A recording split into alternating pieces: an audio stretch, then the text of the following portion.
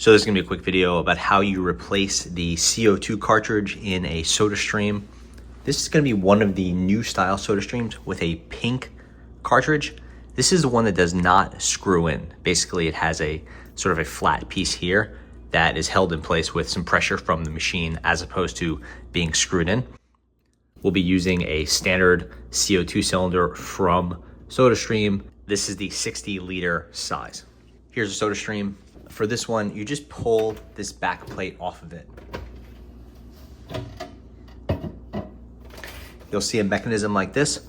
And what you do is now you pull this up and away from the machine. It drops down. Watch it again without my hand in the way.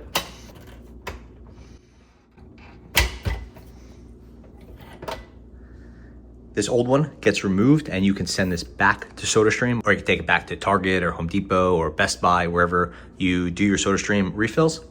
Get this one, you put this in place. In this case, I have two. So when one is empty, I have a spare. Maybe you just have one, in which case you'd have to wait a few days to do this. There's a plastic protective piece here. Just peel this off. It could be a little tough. This plastic cap could be removed and discarded. So here's that pink piece. This is just a flat piece of metal and it replaced the screw top on the old blue models. We're gonna get this, we're gonna place it right here on the ledge. Right there. This pink handle gets pushed down and now we're good to go. Everything is installed.